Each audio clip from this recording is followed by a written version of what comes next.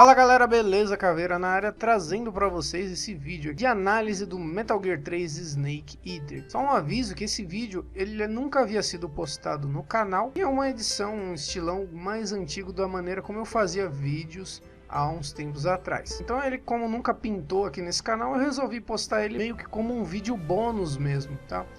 Então se você não conhece Metal Gear, dá uma conferida nesse vídeo. Quem sabe você não comece a gostar dessa maravilhosa franquia de jogos. E se você conhece, também dá uma conferida para poder ver as minhas impressões desse jogo maravilhoso. Vale o adendo que se esse vídeo tiver um resultado bom e bacana e tal, eu posso aí, quem sabe, começar a trazer vídeos sobre games, até quem sabe aí uma análise dos outros jogos de Metal Gear. Beleza? Bom, então é isso, gente. Fiquem com o vídeo. E lá vamos nós! Metal Gear 3 foi lançado no dia 17 de novembro de 2004 pela sensacional Konami para PlayStation 2. O game foi dirigido pelo genial Hideo Kojima, que também dirigiu os outros jogos anteriores da série. Antes de começar essa análise, vamos explicar basicamente os conceitos de Metal Gear, a história de Metal Gear. Metal Gear que é um jogo de espionagem e infiltração. Foi um dos primeiros jogos a utilizar essa temática, né, de entrar em ambientes sem ser visto para conseguir atingir o objetivo. Um dos conceitos básicos que praticamente todos os Metal Gears têm, que é a questão do Metal Gear em si. O Metal Gear é uma máquina, é uma espécie de um tanque que possui a capacidade de carregar ogivas nucleares e dispará-las. E o Metal Gear dessa edição é o espetacular Shagorod. Shagorod que seria o conceito para os primeiros Metal Gears, isso na história do jogo, levando em consideração que Metal Gear 3 Snake Eater se passa antes da história dos outros Metal Gears, certo? Então vamos começar pela jogabilidade de Metal Gear Solid Snake Eater. Ele possui uma jogabilidade um pouco semelhante aos anteriores, aos seus antecessores. Você vai controlar o seu jogador movendo em um ambiente hostil cheio de inimigos sem ser notado. O game disponibiliza diversas armas como pistolas, lança-granadas, calibre 12, só que a ênfase mesmo do jogo é no stealth, ou seja, no entrar sem ser visto. Existe uma infinidade de equipamentos extras também, como detector de som, também um radar por movimento, né? E a clássica caixa de papelão também está presente em todos os Metal Gears, onde o Snake se usa essa caixa para ocultar, para se esconder. Um dos conceitos que foi introduzido no Metal Gear Snake Eater foi a questão da camuflagem, né?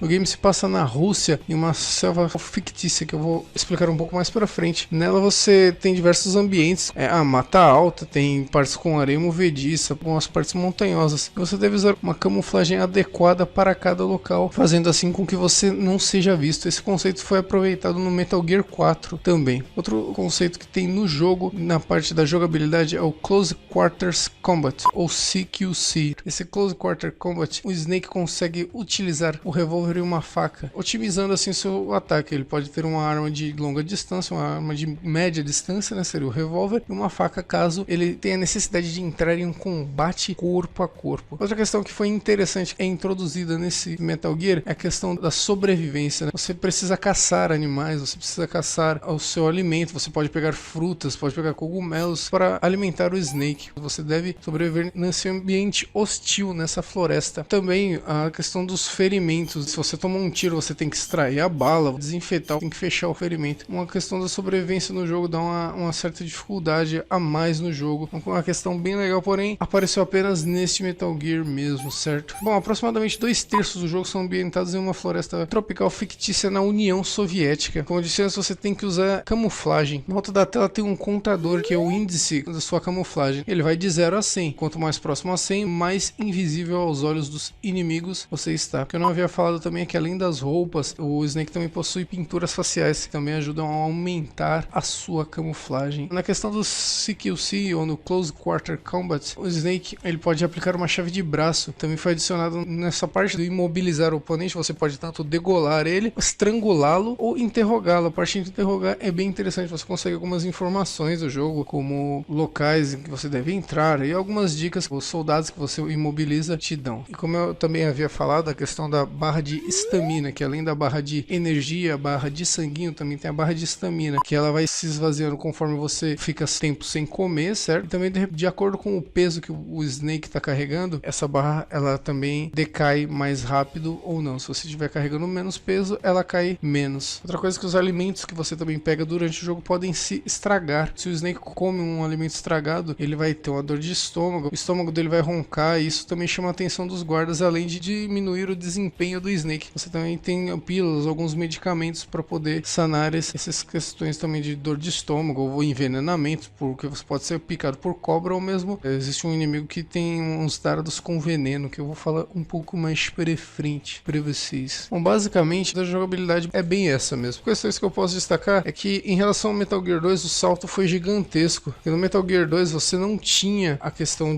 da sensibilidade do analógico esquerdo.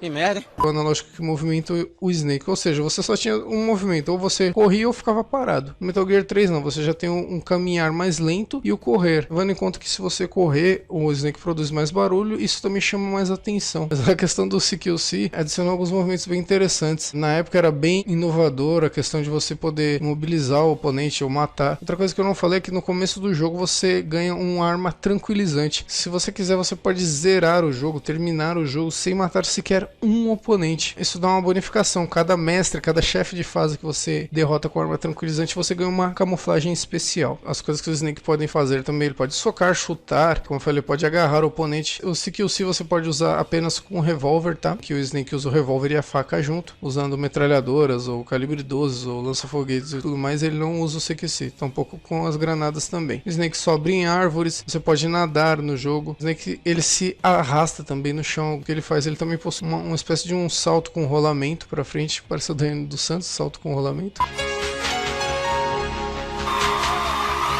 Enfim, você esse salto pra frente, poder se deslocar com mais velocidade, também é bom para ser usado como esquiva. Pode grudar, fazer uma espécie de cover na parede, dar aquela batidinha clássica na madeira.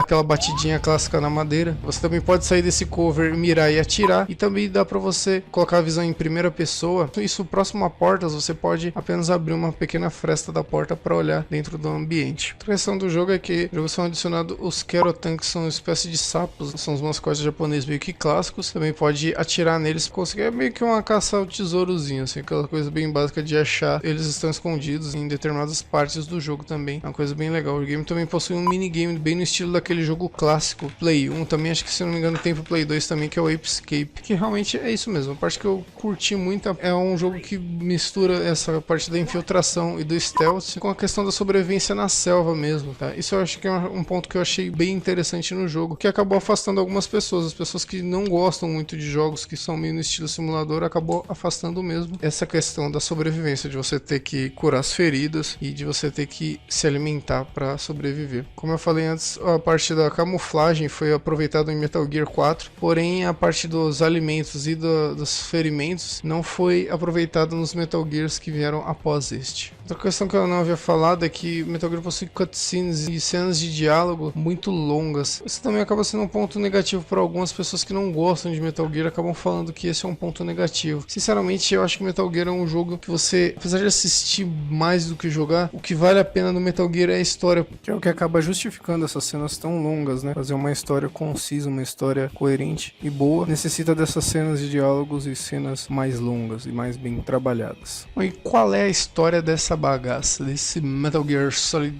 3 Snake Eater? Estou lhe respondendo, não sei. Metal Gear Solid 3 se passa durante a Guerra Fria, mas especificamente no período entre 1962 e 64. Explicando bem rapidamente o que foi a Guerra Fria para vocês. A Guerra Fria aconteceu basicamente entre 1945 e 1991. 1991, ano em que a União Soviética deixou de existir, né? Com o final da Segunda Guerra Mundial, a Europa estava completamente arrasada e ocupada pelos exércitos das duas grandes potências vencedoras da guerra, guerra, que foi os Estados Unidos e a União Soviética. Bom, os Estados Unidos que basicamente defendiam a economia capitalista, enquanto a União Soviética enfatizava no socialismo e comunismo, argumentando a defesa ao domínio burguês e a solução dos problemas sociais. A Guerra Fria, cara, tinha esse nome de Guerra Fria porque não era uma guerra meio que declarada. Os dois países estavam em conflito, porém era aquela coisa meio que por baixo dos panos. A Guerra Fria, ela trouxe muito avanço tecnológico. Novos tanques, aviões submarinos, navios de guerra e mísseis balísticos foram adicionados, foram melhorados. Também foram colocadas armas químicas melhores. Foi também a questão da bomba atômica. Como a questão da Guerra Fria era mais na base da ameaça, então assim, era aquela coisa, eu vou demonstrar o meu poderio a outra nação, a nação rival. Em 1949, a União Soviética conseguiu também dar andamento aos projetos dela, mas logo a seguir os Estados Unidos testaram sua primeira bomba de hidrogênio, que era centenas de vezes mais poderosa, e a União Soviética só conseguiu a versão da bomba de hidrogênio apenas em 1953. Alguns pontos que eu posso destacar foi o Pacto de Varsóvia. Logo após as alianças militares estavam em pleno funcionamento, qualquer conflito entre os dois países integrantes poderia ocasionar uma guerra nunca vista antes. Esse era um grande medo na época, que seria a Terceira Guerra Mundial. Como o mundo acabava de testemunhar a Segunda Guerra, então realmente havia esse temor. Para vocês terem uma ideia, nos Estados Unidos não existia mais plano de economia, ninguém mais guardava dinheiro. Amanhã era o medo de não existir um amanhã. Todo mundo achava que de uma hora para outra ia começar a Terceira Guerra Mundial, mísseis nucleares explodindo em todos os lugares e todo mundo morrendo, todo mundo se fudendo. Então o povo gastava dinheiro como se não houvesse amanhã, literalmente. Uma música que retrata bem isso, bem a incerteza desses tempos, era a música Land of Confusion, do grupo Genesis.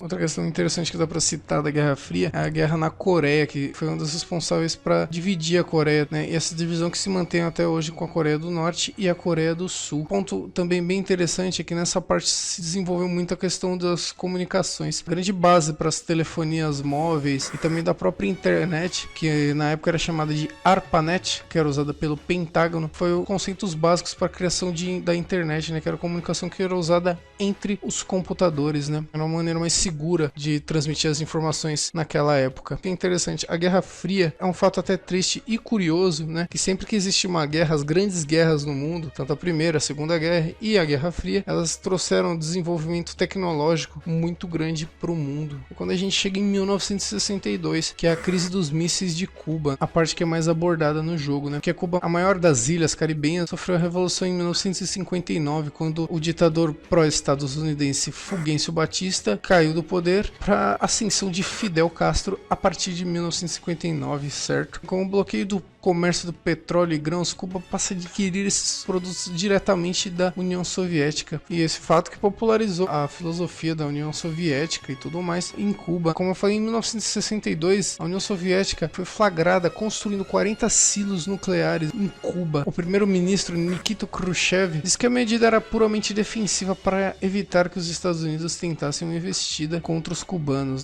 Lança, Cuba, lança, quero ver Cuba lançar.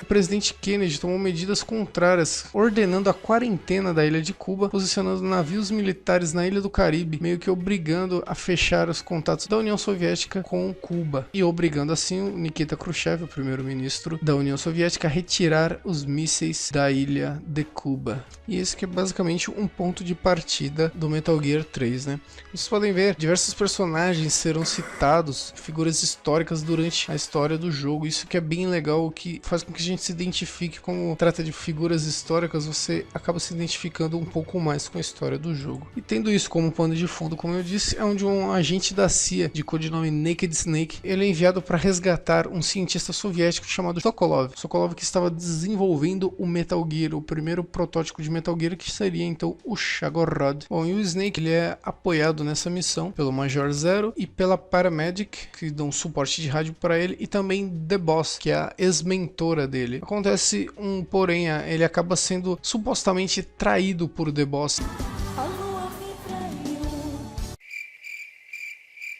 junto com o Coronel Volgin, que é um personagem que eu também vou citar mais pra frente, o que acaba dando em merda a missão, né? Acaba dando errado a missão. O Snake acaba se ferindo gravemente, porém é resgatado pelo Major Zero. Só que os radares soviéticos acabam captando a aeronave que foi usada para levar o Snake e acabam acusando os Estados Unidos do ataque atômico que havia destruído a base onde o Sokolov estava. Na verdade, esse ataque foi feito pelo Volgin. Rola uma ligação entre o presidente dos Estados Unidos, Lyndon Johnson, figura histórica, e o primeiro-ministro da União Soviética na época, Nikita Khrushchev. Então é feito um acordo em que é dado a chance dos Estados Unidos de provar sua inocência, evitando assim um confronto entre as duas nações. Os Estados Unidos concordam em impedir o Coronel Volgin e destruir o Shagorod e eliminar a traidora americana The Boss, certo? Então basicamente essa é o pano de fundo da história do jogo e é nesse pano de fundo que vai ser desenvolvida toda a trama de Metal Gear Solid 3 Snake Eater. Posso falar da história, basicamente, é que Metal Gear 3 possui diversas reviravoltas, personagens que você acredita ser uma coisa acabam se mostrando outra. Metal Gear também possui personagens extremamente marcantes, o Snake com certeza é um dos maiores ícones, um dos personagens mais marcantes da história dos videogames, e mesmo ele não tendo o apoio dos personagens clássicos que haviam aparecido no outro jogo, estava criando novos personagens interessantes para a série. Bom, gente, então eu vou encerrando essa primeira parte da análise de Metal Gear por aqui. Em breve a segunda parte sai aqui no canal, mas assim que ela sair eu já vou colocar ela aqui na tela final desse vídeo. Também se quiser mais vídeos de análises de jogos, deixa aí nos comentários. Beleza? Vou ficando por aqui, um grande abraço, um grande beijo a todos, falou, tchau, tchau. Uhul!